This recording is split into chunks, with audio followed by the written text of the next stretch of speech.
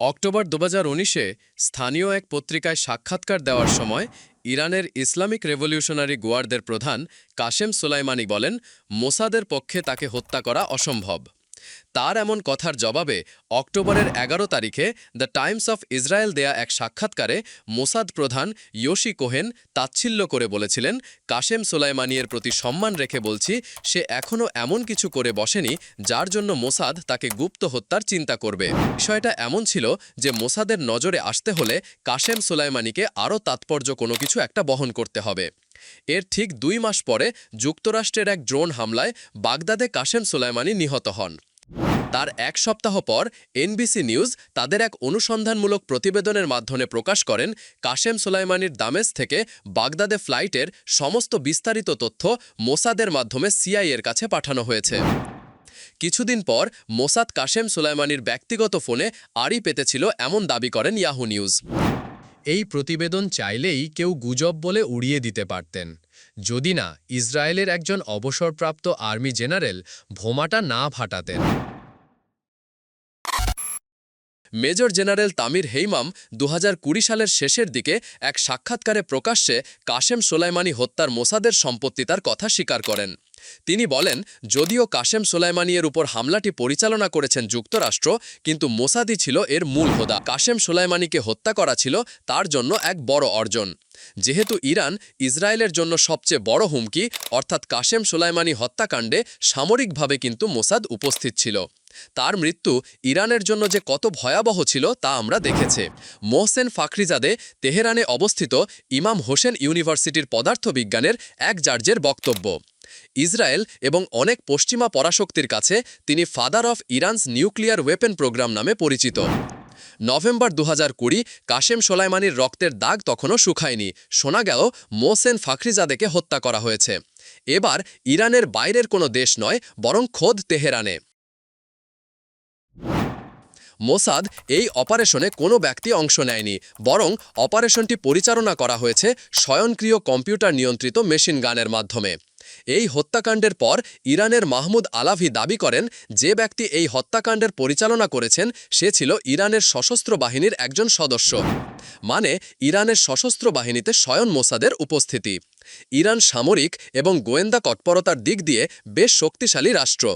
শত্রু রাষ্ট্র হিসেবে ইসরায়েলকে তারা সব সময় নজরদারিতে রাখে, সেটা বলাই বাহুল্য। এমন একটি অবস্থায় তেহরানে মোসাদ এই ঘটনা ঘটাবে সেটা অনেকেই ভাবতে পারে। আবার অনেকের কাছে বিষয়টি আশ্চর্য লাগলেও মোসাদের কাছে পান্তা ভাতের মতো। কারণ কি? কারণ একটাই, তারা মোসাদ। ইসরায়েলে অনুসন্ধানমূলক সাংবাদিক রোনেন বার্গম্যান তার বই rise up kill first secret history of Israel's targeted assassinations বইতে বলেন, মোসাদ সৃষ্টির পর থেকে 2005 পর্যন্ত প্রায় 500টি অপারেশন চালানো হয়। 1000-এর মতো মানুষ মারা গেছে। মোসাদের চোখ সারা বিশ্বে বিস্তারিত। মধ্যরাজ্য, ইরান, জর্ডান, লেবানন, সিরিয়া, আরব আমিরা থেকে শুরু করে দক্ষিণ এবং দক্ষিণ পূর্ব এশিয়া, ভারত ও দক্ষিণ কোরিয়া, শ্রীলঙ্কায় তাদের পদচারণা বিস্তৃত। এটা খুব নিশ্চিতভাবে বলা যায়, ইসরায়েল রাষ্ট্রের নৈতিক ভিত্তি মূলত ইহুদিদের ঘরে ফেরার প্রেরণা থেকে। বিভিন্ন সময় বিভিন্ন জায়গায় থেকে বিতাড়িত ইহুদিরা 1870 ও 1880 দশকে একটি স্বতন্ত্র ইহুদি রাষ্ট্রের কথা বলতে থাকে। সেই প্রকল্পকে সামনে রেখে 1896 সালে জায়োনিস্ট সংঘন গড়ে তোলা হয়, যাদের প্রধান উদ্দেশ্যই ছিল ইসরায়েল রাষ্ট্র ভিত্তি স্থাপন করা এবং ইসরায়েলকে শক্তিশালী রাষ্ট্রে পরিণত করা। যাই হোক, হিটলারের নাৎসি বাহিনীর হাতে প্রায় 60 লক্ষ ইহুদির মৃত্যুর পর ইহুদি রাষ্ট্রের দাবি আরও জোরালো হতে থাকে।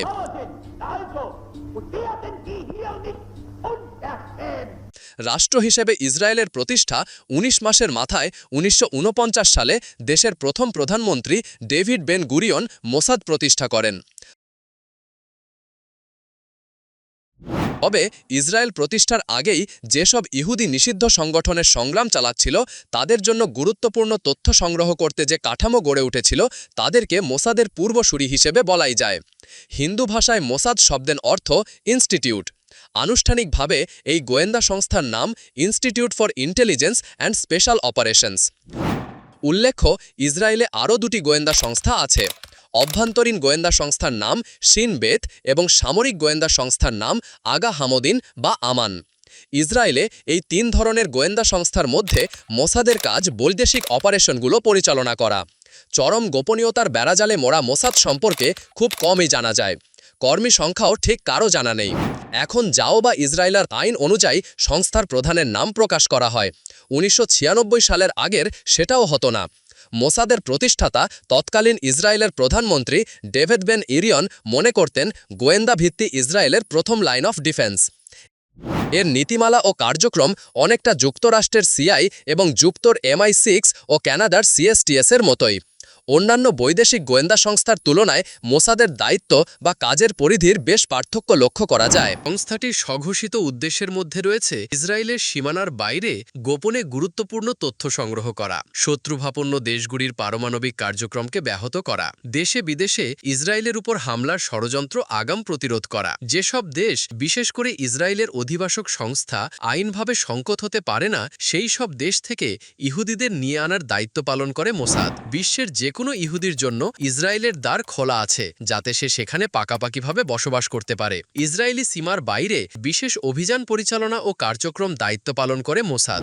ছাড়া মাঝপদে কাউন্টার ইন্টেলিজেন্স পরিচালনা, গুপ্ত হত্যা, বৈদেশিক নীতি নির্ধারণে সহায়তা, কাউন্টার টেরোরিজম, নিজস্ব লোক সংগ্রহ ও নেটওয়ার্ক তৈরি, বিদেশি কূটনীতিকদের উপর নজরদারি, শত্রু এজেন্টদের সন্ধান, সাইবার ওয়ারফেয়ার পরিচালনা, নতুন প্রযুক্তি সংগ্রহ, ক্ল্যান্ডেস্টাইন অপারেশন পরিচালনা, ড্রোন আক্রমণ, গুপ্ত কারাগার পরিচালনা, বিশ্বের বড় বড় কর্পোরেশনের নীতি নির্ধারণের চেষ্টা ইত্যাদি বিষয় মোসাদের প্রধান এজেন্ডা।